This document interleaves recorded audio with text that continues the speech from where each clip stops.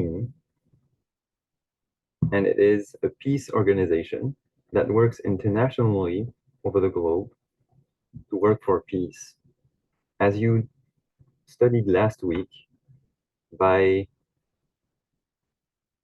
thanks to Chairman, we will talk about him later, we were able to achieve peace in Mindanao.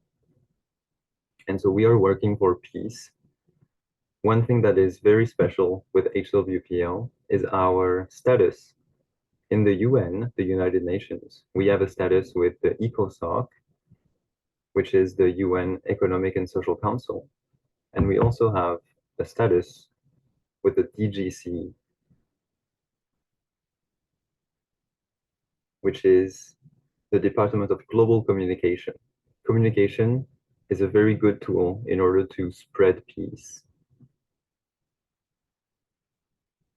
And the status that we have with the UN is one of consultative. They recognized our expertise and our experience. So we have a status to share our experience with the UN to find solutions for peace together. We could say that our motto is to make peace in the world. This is our goal. This is our hope. Make peace. Not only end wars, but make peace. And leave it as a legacy for the future generations. So that we maintain peace. Not only achieve it, but maintain it. To make peace in the world and leave it as a legacy to the future generations. We are acting in 176 countries, and we're working with two wings, especially. We know that wars and the lack of peace affects mostly women and youth, who are the ones who suffer the most from wars. And so we are working together with IWPG and IPYG, the International Women's Group, and the International Peace Youth Group. Both are groups gathering women and youth, respectively, in order to spread peace and work for peace. And they work all around the world. In order to spread the news of peace, we also have collaboration with press, with media, with journalists. If we listen to the press today, most of the news are sadly sad. So we are happy with HWPL to make efforts to foster journalists and to encourage press to convey messages of peace and to encourage citizens and those who read press to have a heart for peace and a hope for peace. So we have collaboration with journalists all over the world to share the word of peace. So I present you Chairman Lee Man-hee. He's the war veteran from the Korean War. He suffered war and he was in the front lines. He was very grateful to have survived. And he is the one who began this work of peace, having too hard to end all wars, having experienced how hard it is for youth, for women, and for people. And all people want peace. And his quote that you can see on screen is, "We must have a definite answer for peace, a sure answer for peace. There must be a specific tool that will cease all wars." So he came up with ideas and with his experience and wisdom to have an actual tool, because it's easy to talk about peace, but we have to work for it. We have to do it.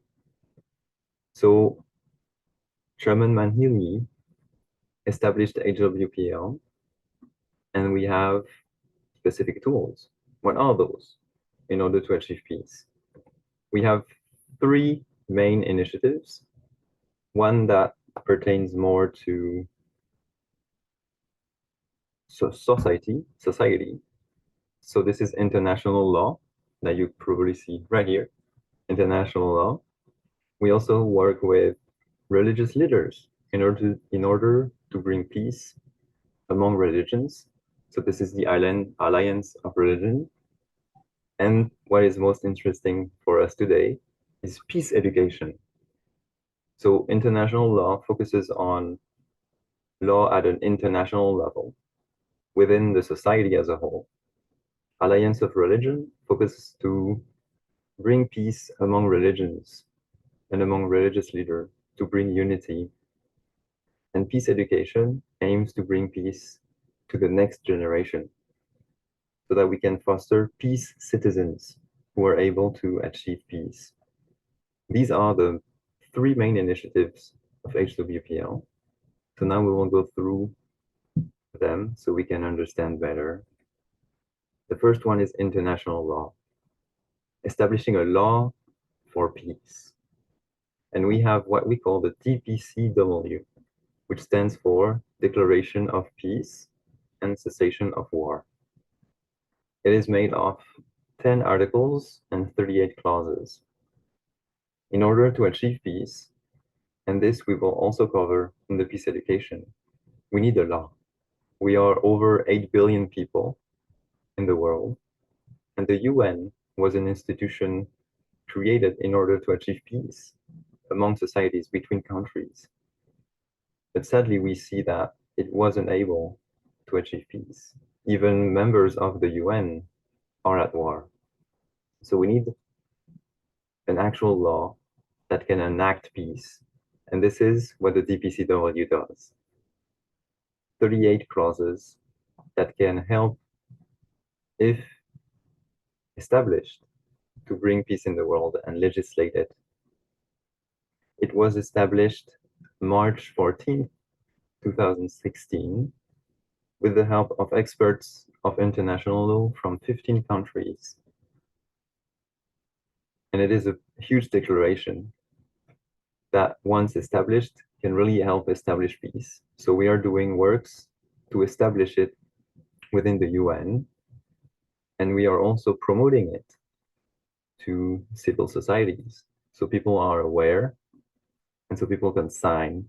If the people move together for peace, then the governments will have to listen to the people and to also bring peace. So we have a movement to sign the declaration, to agree with it, and we also sign contracts with governments themselves, with the DPCW. These are the 10 articles from the DPCW. They can organize themselves in three main ideas. First, we need to cease wars. We need to end all wars. We need to prevent wars. And so the first article is to prohibit the use of force and also the threats. We should not threaten anyone. This is the first article. Then we reduce the war potential and we use weapons for peace, or we use technology for peace instead of for war. So the first five are to end wars. And then articles 6 to 7 try to solve conflicts. Now that we ended wars, which is the main way of solving conflicts today, which doesn't work, we have to find another way of solving conflicts. And this is where the articles 6 and 7 go. I can probably move myself here so you can see the text. And then once we stop the wars, find new ways to prevent wars and peacefully resolve conflicts, we can establish and maintain peace. And peace maintenance is what is legislated through Articles 8 to 10 by fostering religious freedom, promoting peaceful coexistence among religious leaders and ethnic groups, and spreading a culture of peace.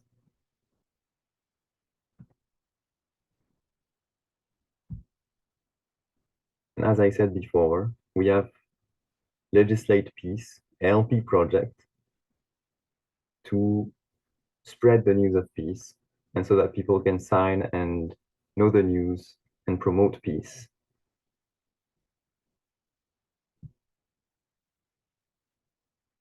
Okay, I'm sorry. Thank you for the feedback. Do you want to come back to those? We can also later share more about the DPCW if you're interested. These are the 10 articles.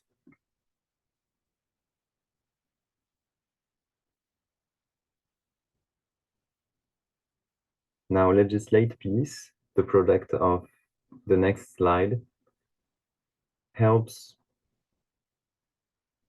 to spread the news of peace to civil society so that we can know it and so that people can be aware and can develop the strive for peace. So we hope to establish peace, and we are working with the UN. In the beginning, we learned that HWPL is working alongside the UN as the consultative status. So we are hoping and we're working to present the DPCW as a resolution in the UN. And for this, we need signatures and with all the work of HWPL to promote the DPCW. So this is the international law initiative. Now we also have a second initiative, the Religious Alliance, the association offices. These are, going back a few steps, the DPCW aims to establish peace. But HWPL doesn't only give the DPCW and then does nothing. We also work for peace. And so through this second initiative, Religious Association Office, we're working to establish peace among the religious world and create a forum of discussion. As you can see, we are in 268 locations in more than 100 countries in order to help religious leaders to discuss with each other and to bring peace and unity among religion. And this is the work of the Articles 8 and 9 of the DPCW. And it was HWPL has these offices since 2014. Even before we established the DPCW as a law, we were working for peace among religious in the religious world to achieve harmony. So this is offices where religious leaders gather, and they study, and they discuss their religious texts so that they can come together as one in order to find common ground and find unity. The objective is to understand the value of peace and also realize that all religion have that heart, that passion, that thrive to live at peace.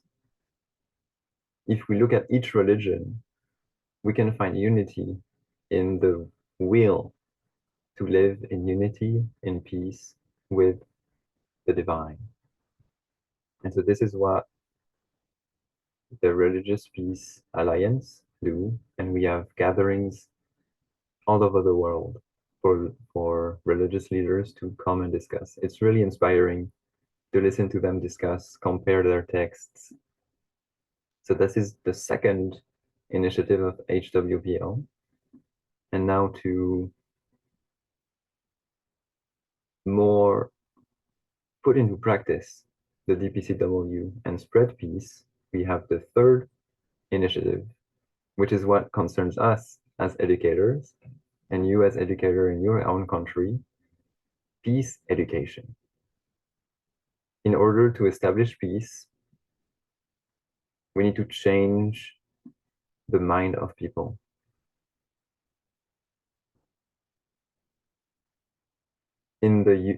From the UNESCO Constitution, they came up with the idea that war occurs from someone's heart. It comes from our heart. Greed, the desire to win, to have more. War comes from the heart and minds of someone. Do we agree with this statement? That's an interesting thought. And thinking about history, I came to realize that it is true. War comes from the mind of people. And this is why peace education is essential. Why is peace necessary? To create an everlasting. If we change the minds of people, then we can have them focus on peace. Since the wars begin in the minds of men, we need to reconstruct, recreate the minds of people so that they can focus on peace rather than conflict. Creating the mind should not be through institutional strategy.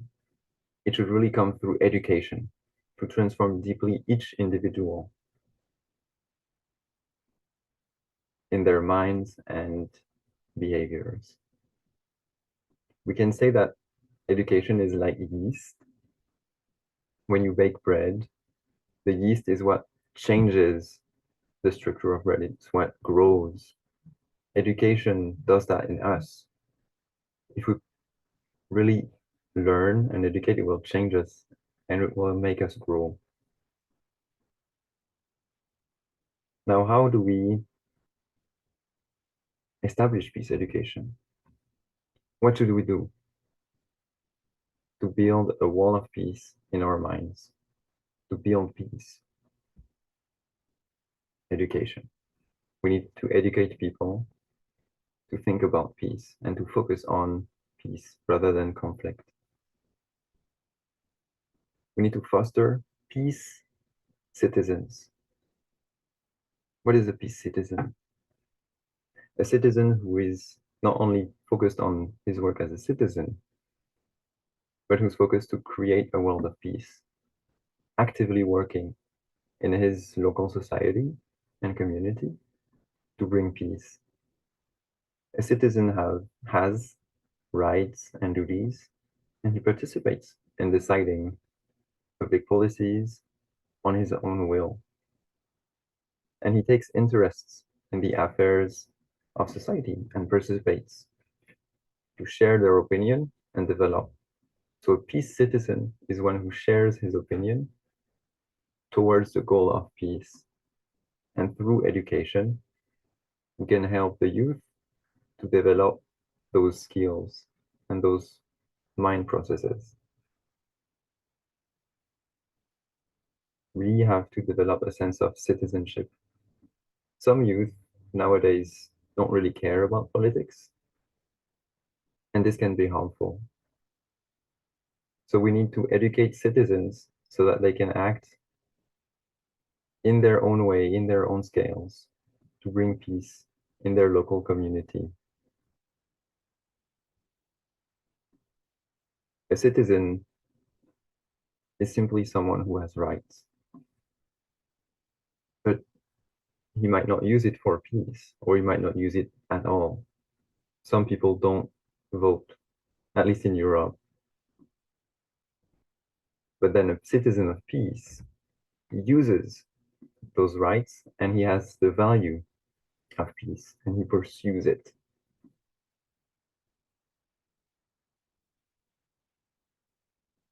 And how does he pursue it? In his own life, he lives in a peaceful way and he also maintains peaceful relationships. It's interesting to realize how even our own relationships on a small scale, they can influence the bigger scale. So a citizen of peace maintains good relationships and he has the value for peace in order to achieve peace in a practical way. A citizen of peace is one who gives clear directions in their way of participating to public policy. They give clear directions about peace, to achieve peace in peaceful ways. We don't want to achieve peace in harmful ways, but we need to achieve peace in peaceful ways. And education is one of them. So now one has to have the value of peace and to value peace for what it's worth, and it's worth a lot. Now, why would people value or seek peace? And having those values, what can change? If we have those values, we will strive to achieve peace. To that end, in order to achieve peace,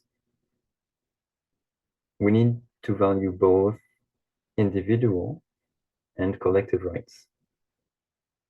Each of us has rights, and all of us as a group should also have rights. So we need to pursue a common ground to achieve harmony and balance. Harmony and balance are key words to achieve peace, and we will talk about them later in the peace textbooks. A peace citizen wants to achieve peace and to develop a safe, sorry, let me rephrase. A peace citizen works for safety for all and also development. As we have peace, we can develop more and grow together. So we should think about how we can get along together to grow with each other as we live together on Earth. Now, in the case of a class, you are the educators. I don't teach in class, but class sometimes can be hard to teach, and there needs to be peace even within a classroom.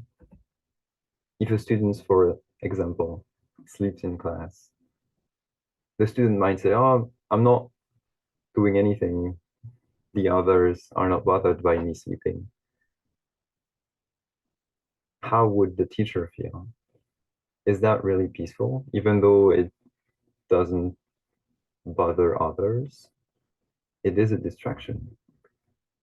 So we need to achieve peace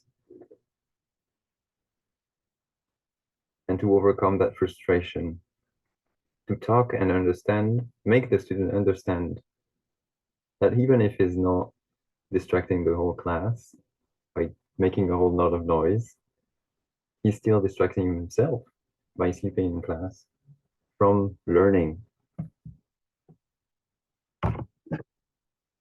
I will try to speak louder than. Thank you for the feedback. So we want to achieve a peaceful class as well.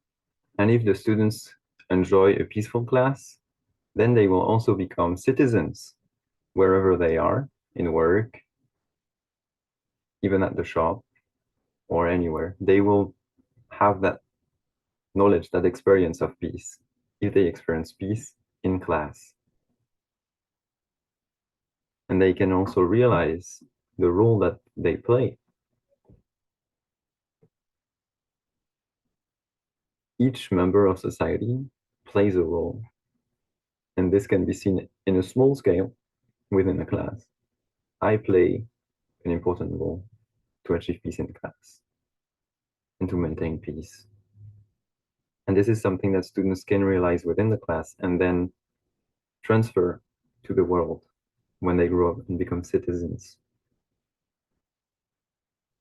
Now, when there is a conflict,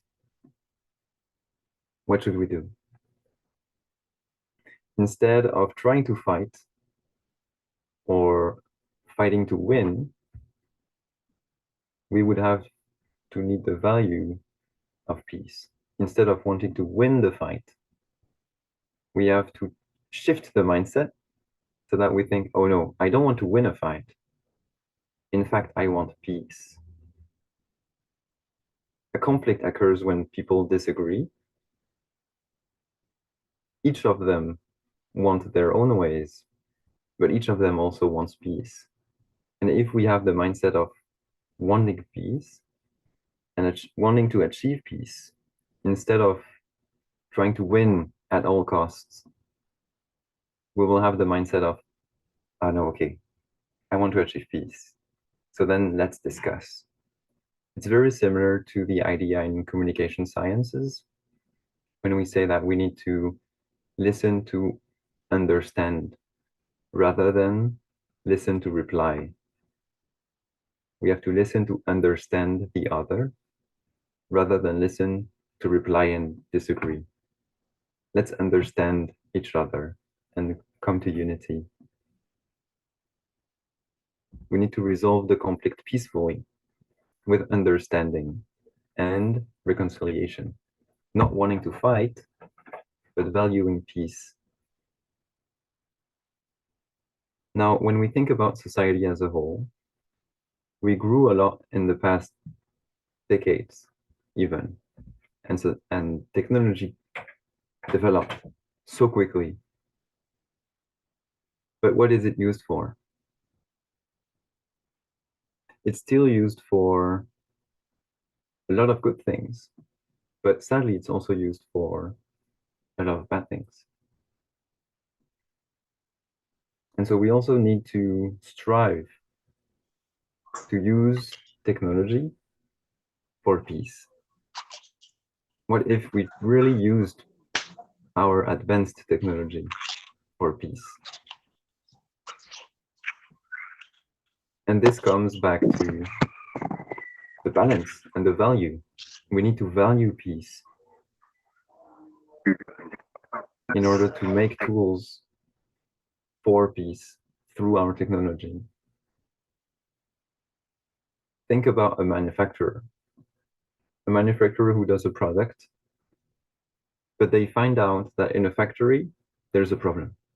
There is a leakage somewhere, and in the end, their product doesn't comply to the law, and there is a harmful product in the harmful substance in the product.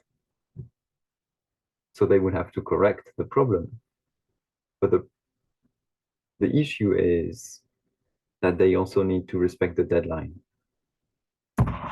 So in such a situation, the manager, on the one hand, he has to not put publicly a product that would be harmful. But on the other hand, if he does that, he would probably delay the release date. And that would mean a great loss for the company. What would the manager choose? Money? I want to still release the product, even though there is a harmful product, but I need to release this product. Or life. My product is not good. It will harm people. So I will make efforts to have a product that is good for people, even though it means that our previous deadline will change. And this comes to the value. And it also echoes with the general idea of corruption. We need to value life more than money. Now,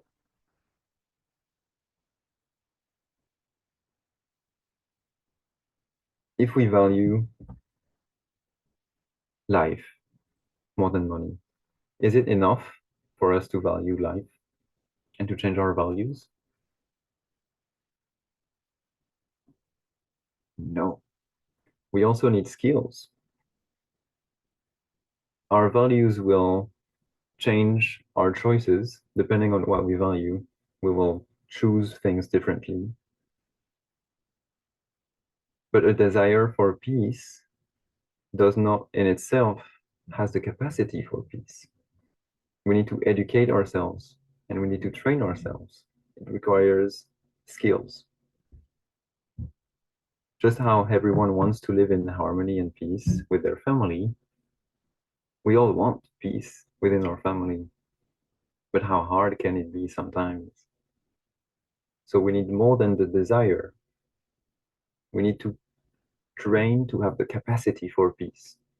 And again, this is where peace education comes, and where we can transform ourselves into peaceful citizens to achieve peace wherever we are, in our families, in our businesses, in our schools, and within our local community.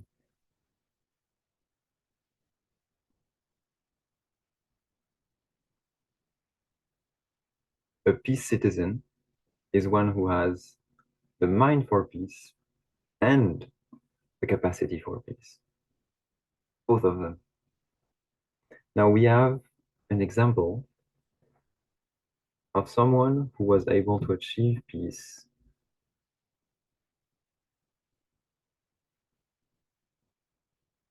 and help others. So I will switch the video, hide myself.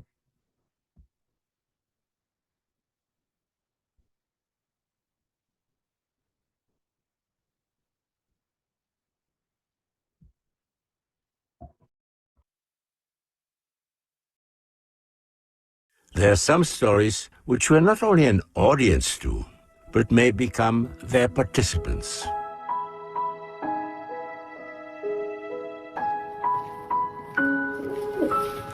Nicky's story came out by accident after this scrapbook surfaced after gathering dust for decades.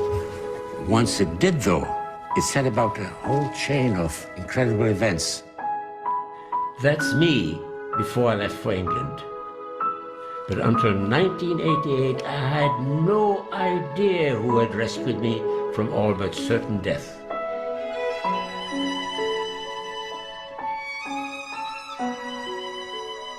It was this old man who had saved my life and that of hundreds of others in the Second World War. Yet for 50 years, we knew nothing about him. 4 children. This is his scrapbook. There are all kinds of fascinating pictures in it. Perhaps you can see, this is a picture of Nicholas Winton himself with one of the children he rescued. If you look at the very back of this scrapbook, fascinating things in it, all the letters. But back here is the list of all the children. This is Vera Diamant, now Vera Gissing. We did find her name on his list. Vera Gissing is with us here tonight. Hello, Vera. And I should tell you that you are actually sitting next to Nicholas Winton. Hello.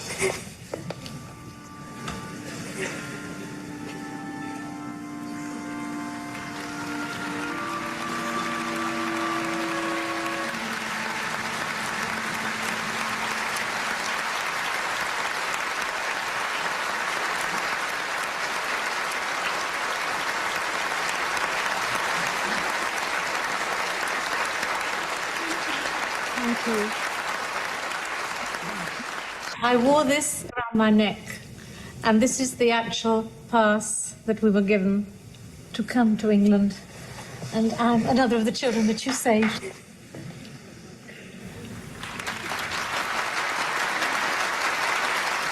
Can I ask, is there anyone in our audience tonight who owes their life to Nicholas Winton? If so, could you stand up, please?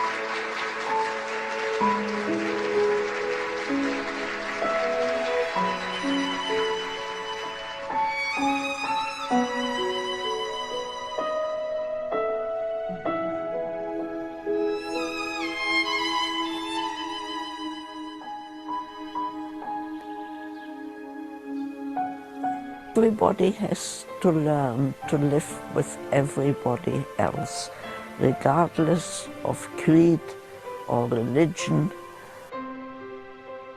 I never thought what I did 70 years ago was going to have such a big impact as apparently it has. And if it has now got a story which helps people to live for the future, well, that will be an added bonus.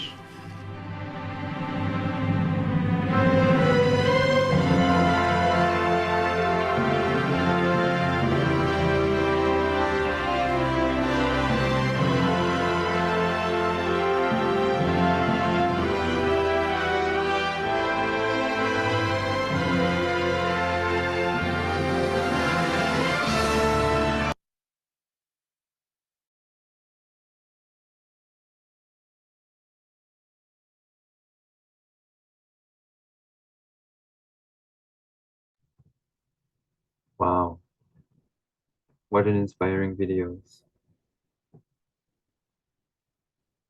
Do you have any impacts from this video and from hearing about this story?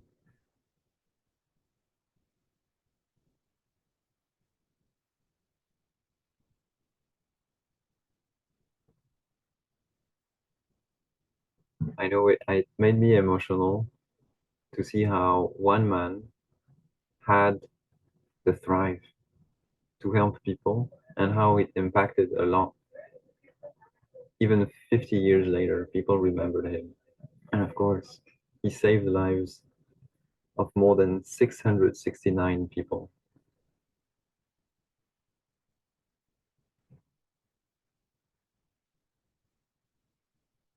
How can someone,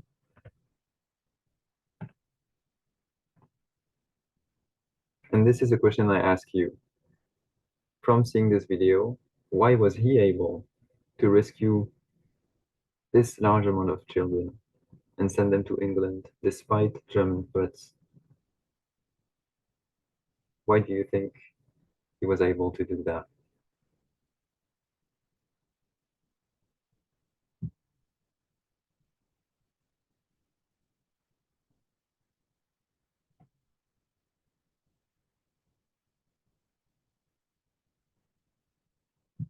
I think there are multiple reasons that we can look into. He had a respect for life and he valued life. And so, of course, if you value life, you want to save people who are in danger. He also had courage to not want only, but to then put into practice, to practice what is right, even in danger, in the danger of war.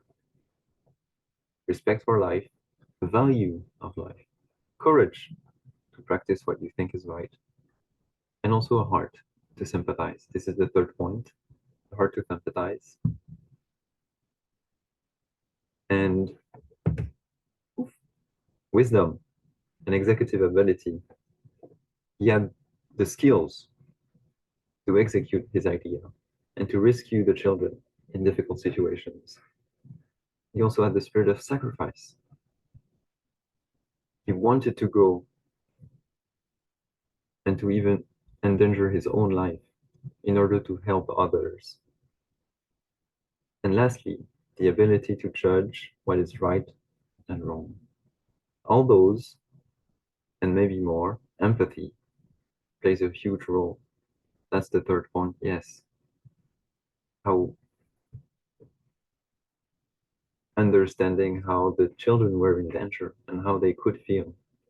He had that heart to value their life, the courage to help them, and to sacrifice even his own life as he endangered himself. So all those and even more played a huge role in him helping others and having a big impact in society. And I'm sure this TV show and this emission also encouraged others and changed lives all around the world. Commitment and passion. Yes, as we value peace, we will have the commitment. The spirit of sacrifice echoes with commitment and passion to really go for it and apply peace. For peace, a good heart is not enough. As we said before, we also need peace education. We need skills. We need the spirit of sacrifice, as we just said. And so this is, again, why peace education is needed.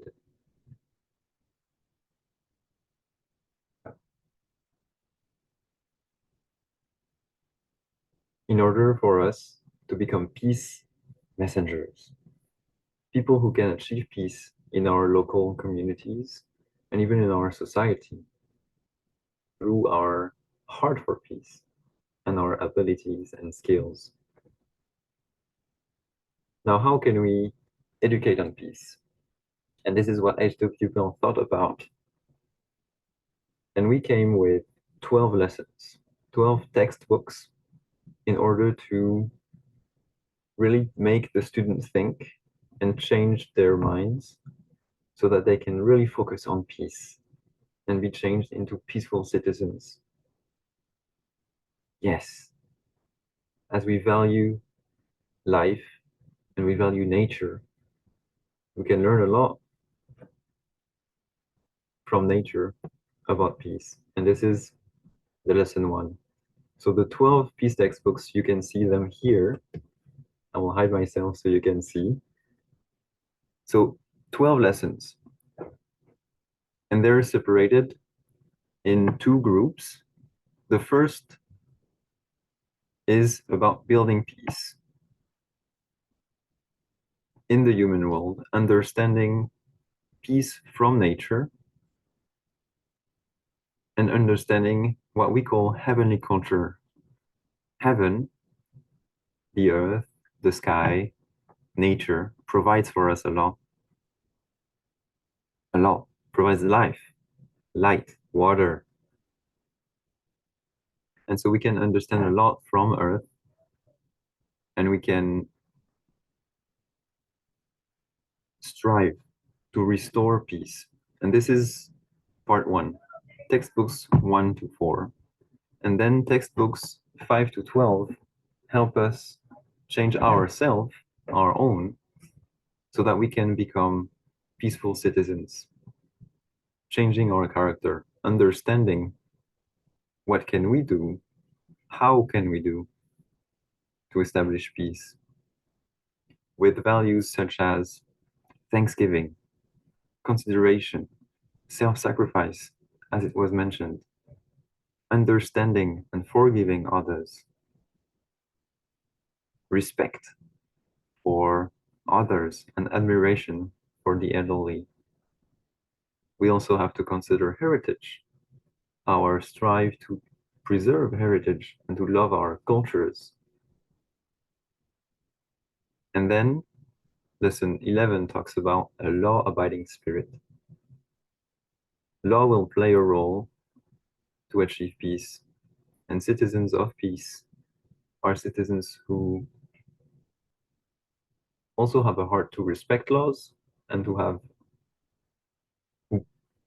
want to live in a society that's orderly. And this comes from laws. And to finish with, the lesson 12 talks about completion of peace, to really sum up all the lessons and talk about how peace can truly be achieved. The difference between peace, other peace educations, and our HWPL peace education is that we are learning from nature.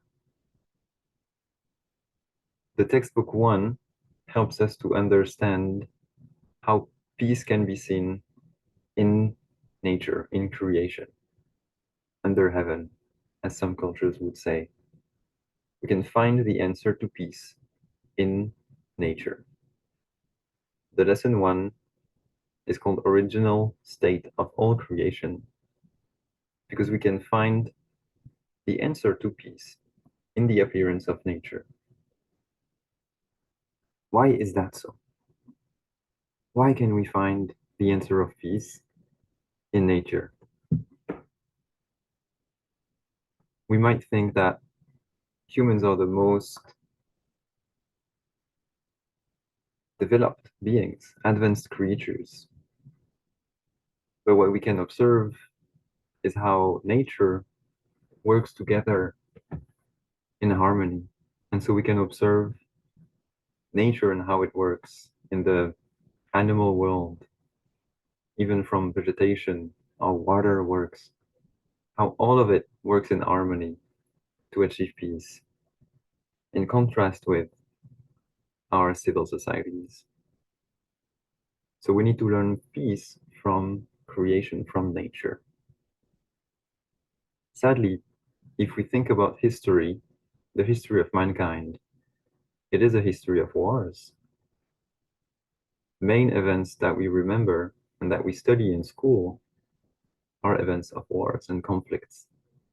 And this is what we aim to change through peace education. Understand how creation gives us a very good example of peace and harmony, and then apply it to ourselves so that we can make history of humankind be a history of peace, collaboration, harmony, and love. All people on earth, we live together, and we have to strive to live together peacefully. We are all on the same rock on earth. So we will look at a video that talks exactly about this.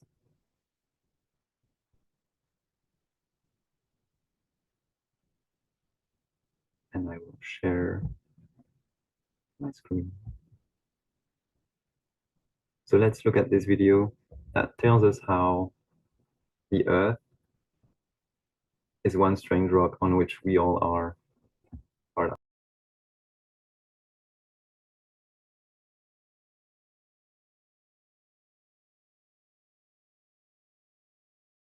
Something that could help save our precious home. All right, we're gonna roll. Christmas, 1968. An astronaut took this photograph. It went viral when that wasn't such an easy thing to do, because it was the first time we'd ever seen a color portrait of our planet. Oh my God, look at that picture over there. There's the Earth coming up. Wow, that's pretty. It was little planet Earth photobombing the moon. Got a color film, Jim? Hand me a roll of color, quick. Oh, quick. Oh, I got it right. Oh, that's a beautiful shot. It was a pretty big deal. It showed us how beautiful our world is. Turns out, photos don't do it justice.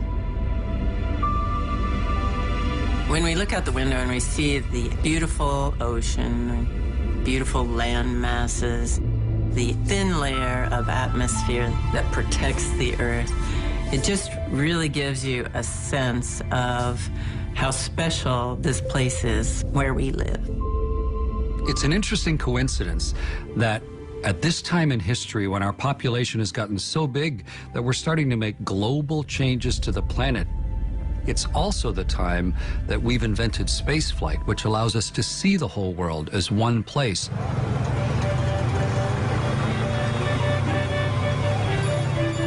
Seeing Earth from space made me think of myself and everybody else that I share the planet with as Earthlings.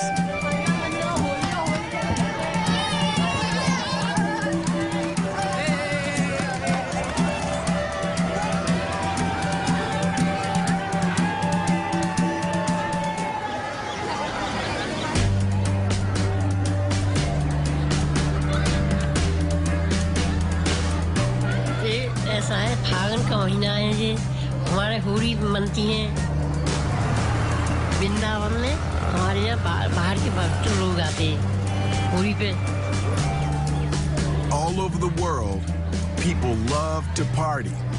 And in India, every spring, people celebrate Mother Earth's new life and colors. One of the biggest changes I noticed within myself as a result of flying in space was that the difference between us and them disappeared.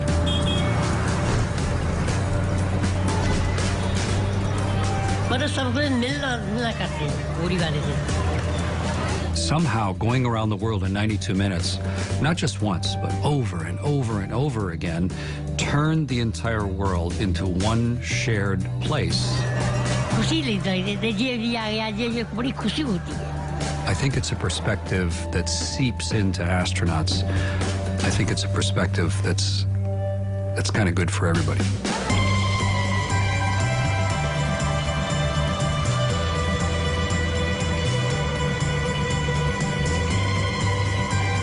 बच्चे बूढ़े जवान सब ये होली खेलते हैं फिर बढ़िया सारे गरीब हो चाहे कितनों भी गरीब हो वो भी ये होली खेलेगा आज के दिन होली एक खुशी की है रंगों का त्योहार है खुशी की तरह बना होली में सब मिलने चाहिए I truly believe that if more people could have the opportunity to see the planet from space, looking at the rich colors, looking at the fact that there are no borders separating us, we could see that we are truly all connected as human beings.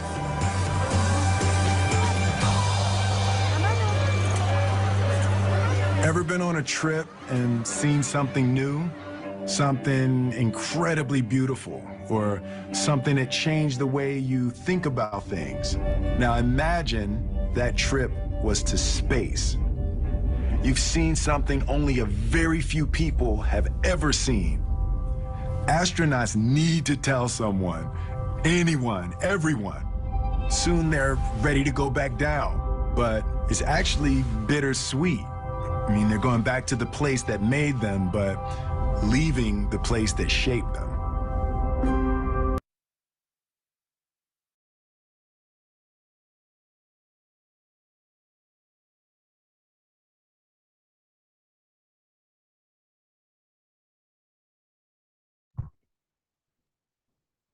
Wow, what a video. It's always inspiring to listen to astronauts. Why, and this is a question I asked you, why do you think their viewpoint changes so much as they see Earth from above?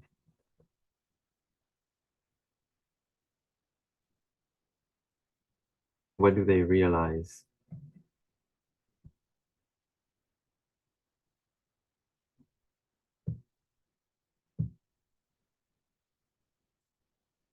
They realize a few things, as we can hear.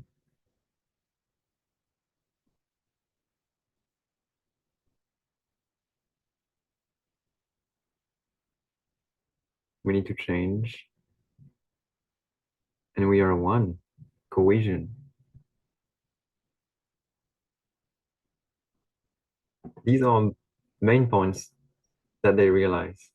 How beautiful is the Earth? And there is life. How lucky we are to have life. They also realize that the Earth is actually one place. We all live on the same small ball in space. There are no visible boundaries. We are all connected as living beings on Earth. And humanity is one. One of the astronauts said we are Earthlings, people who live on Earth together, even though societies are organized themselves. We are one. We live together on this Earth, and we need to take care of each other and our environment. The peace textbooks help us to change this mindset and to go into a mindset that is beneficial. The first two explore nature. Why is it harmonious? And why does nature tell us more about peace? Then the textbook 3 tell us the cause that broke peace in the human world. And we study this root cause in order to then overcome it. What do you think is the main cause that broke down peace in the human world?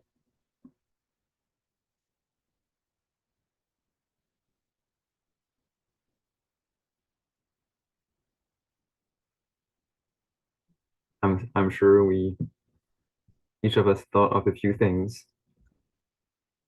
Fight between groups. One of the main reasons, if we think really deeply, is greed. Fights come from greed, from the mind. If you take a look at the underlying cause, greed, disagreement, order was broken because of greed.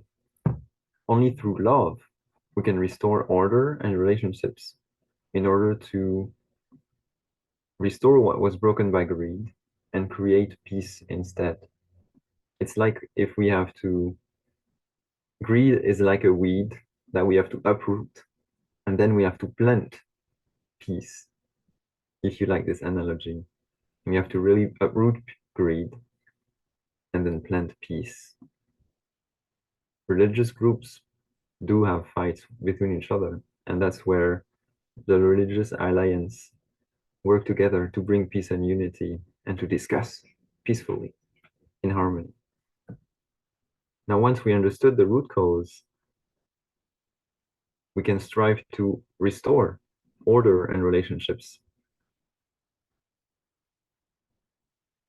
And then, once we understood this overview, we can recreate ourselves to develop competence and capacities. And this is what we developed through the textbooks from 5 to 12. In the textbooks 10 to 12, we think about heritage and also how we can do our part to recreate peace. In textbooks 5 to 8, we think about qualities, values that we can bear, that we can act in order to achieve peace. Having a heart of gratefulness, considering others, having the heart of sacrifice, as it was mentioned in the chat, sacrifice. And then also understanding, listening, understanding, and forgiving others. This is one way to practice true love and overcome greed. And this we'll study in the peace textbooks. And students, when they study them, they really have a good impact and they really are changed. We will be able to share at some point impacts from students in schools where peace education was shared and how it was helpful and it brought peace to the students, to the local communities, to the classes. Now, textbooks 9 and 11 focus on restoring and maintaining order through respect for traditions, for elders, and laws. Law, if well used, can be a very powerful tool and a very peaceful tool in order to achieve and maintain peace. Peace has to come from within, from us. And this is our approach with HWPL and peace education. We transform each individual locally so that our homes can be more peaceful, our schools can be more peaceful. And from that, it grows to the larger scale, to each countries and to the international community. These contents, the peace education, really changes our mind, and it can be applied in our daily lives, at home, at work, in society, in politics. We need to develop peace everywhere. So this concludes the explanation on the peace textbooks, and we will study them from next week, how to understand the peace textbooks, and also as peace educators, how you will be able to deliver them to your students. And this is also a work that you can do yourself because you know your class, you know your environment. And in order to establish peace education, if you are willing, usually we can collaborate with each other. And in order to do it in an orderly way and to communicate well and to collaborate well, we have a way of doing things. And there is an education program proposal that one can write in order to collaborate with us and establish peace education within your local community, school, and organization. And this is for us to organize ourselves and to collaborate well between each other. I will skip the video for now, but this is the explanation of the form that we can fill in order to establish communication and work together. So there are blanks to fill in: the name of your organization, your position, your name, your country, the state, the name of the organization. And this we can discuss more. One thing that is important is to put in the blanks faithfully so that we can truly work together in harmony and collaborate well through a good communication. This is really a work that we can do together. In the title of peace education should include HWPL because we are conducting it together as one. Now we have an example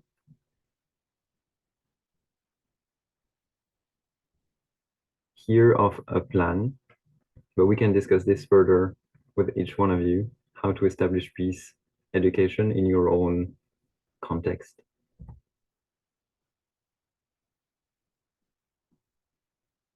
Now, we went through HWPL.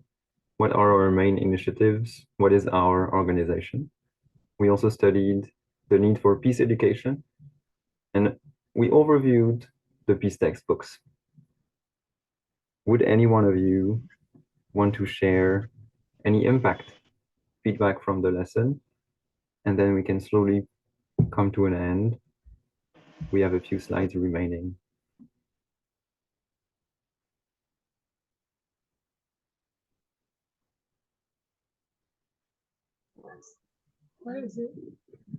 If you don't give feedback, there is also a way.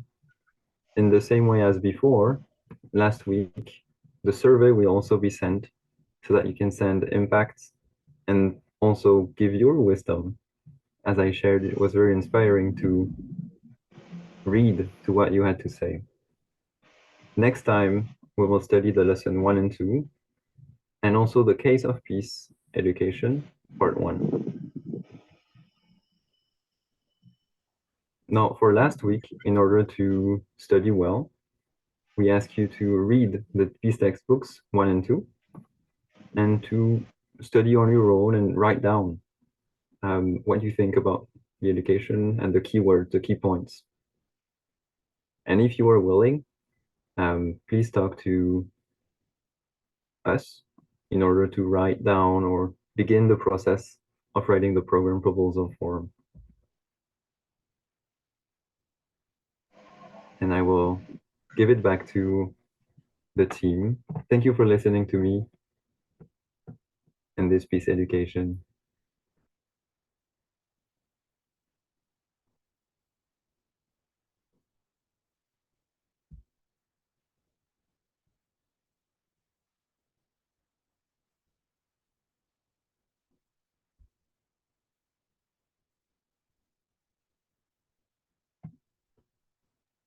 Yes, thank you for today lesson, Matthew instructor. So I'd like to listen the today feeling about our session, like about 2 or 3 people.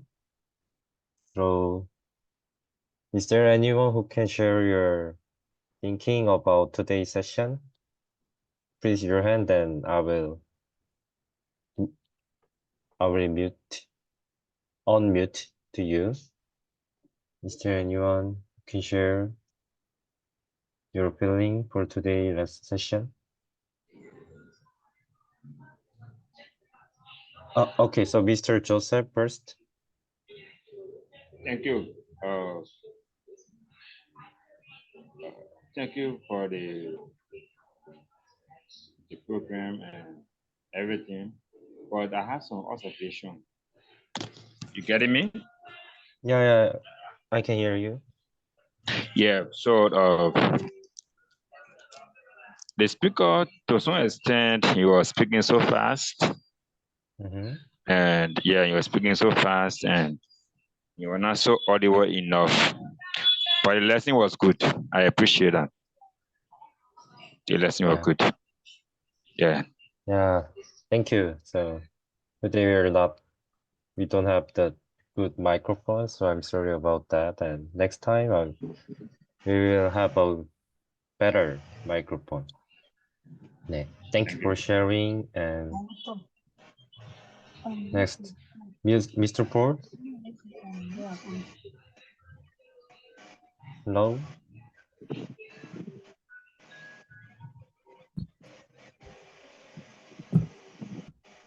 Okay. Is there any other person who want to share the feeling?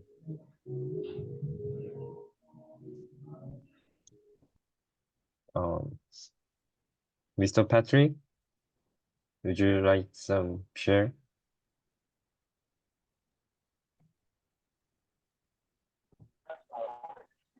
Yeah, okay. Next is the George speaking. Yeah, please share your feeling. All right, thank you very much. Can you hear me? Am I clear? All right. I want to appreciate the lecturer for today. There are a few key points that he really scratched on as compared to the previous lectures. I must commend him. And one thing I also observed during his presentation, he was a little bit fast on with the slide presentation. That which he will on later on. What I really grabbed from today's lecture, he spoke of the international women group. He spoke of the international youth group that HWPL currently partnering with. He also make us to understand today the funding head, the chairmen of HWPLs, Mr. Lee. He spoke of the locations, the current locations of HWPLs, 268 locations in 129 countries.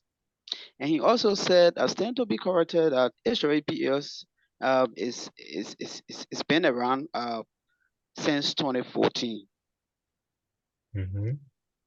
Yes.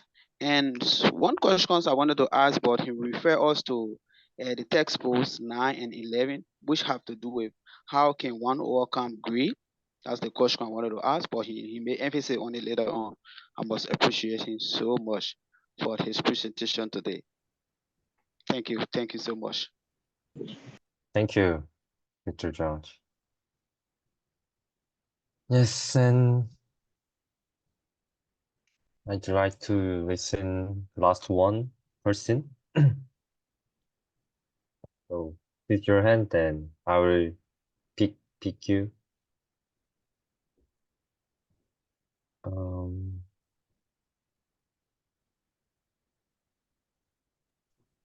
Hello. Hello, Mrs. Suma. Yeah. Well, today's lesson, I want to appreciate the lecturer for today. I really enjoy the teaching, and there was key points that was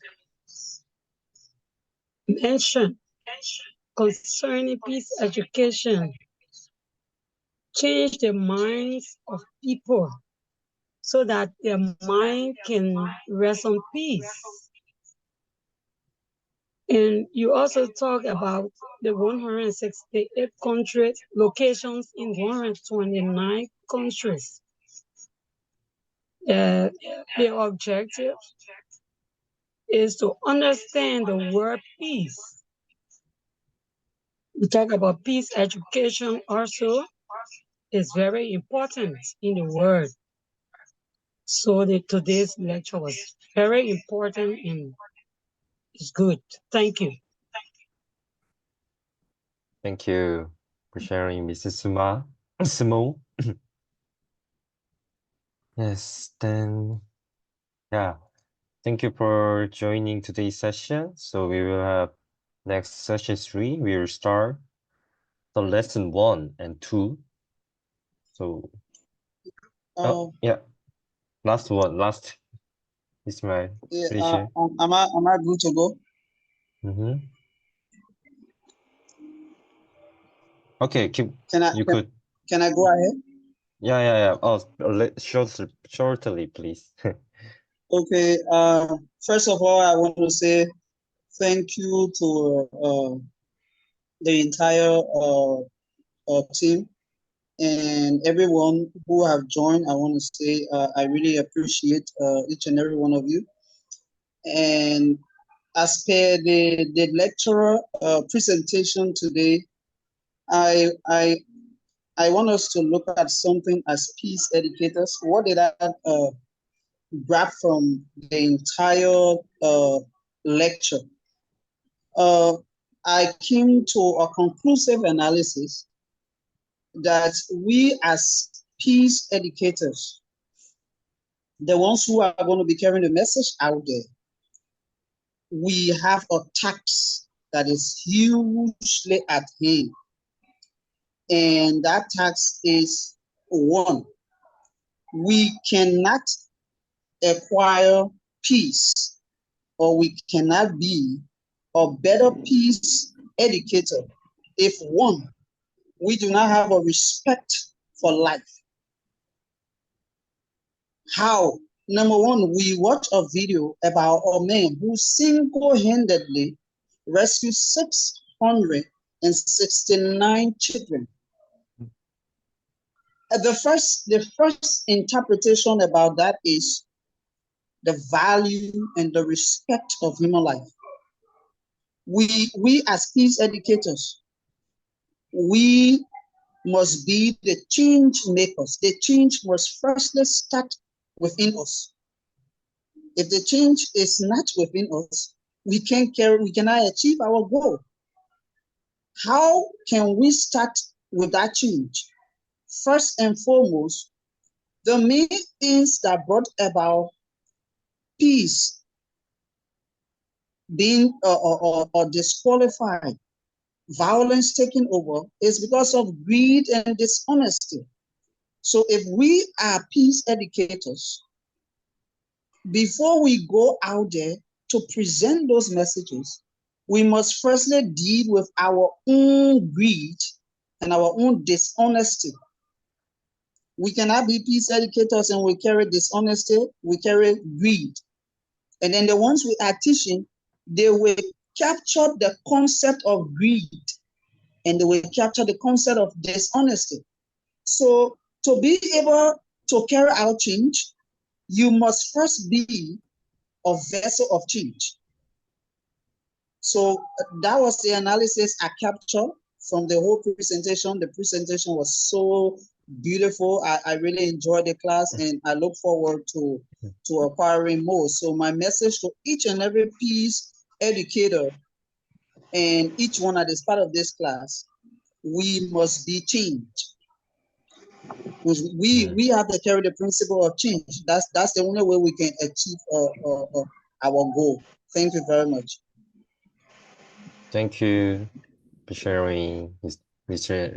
Ismail. Yes. So thank you for everyone joining today's session 2. And next session 3, we will start our peace textbook lesson 1 and 2 officially. So please join it next time. And yes, that's it. Yeah. So see Thank you you at, everyone for yeah. joining. Thank you for see you Okay. next time. Yeah. Bye bye. Everyone, thank you for attendance. Everyone, bye bye. Yeah, George B. King, thank you. Lena Bismo, Aliu Ba, Maron Smo, Joseph Ba, Andrews, our brothers from Sierra Leone. Man, we just want to say thank you for joining, man. Thank you so much. I hope you Yes, will thank join you. the International Youth Network for Peace in Liberia. I hope all Liberians can join us. so we all can work Okay. together. We are fully recognized by the Liberian government. Thank you. Bye-bye. Bye-bye. All right. Thank you. Aliuba, I hear you talking today. I hope to hear you more.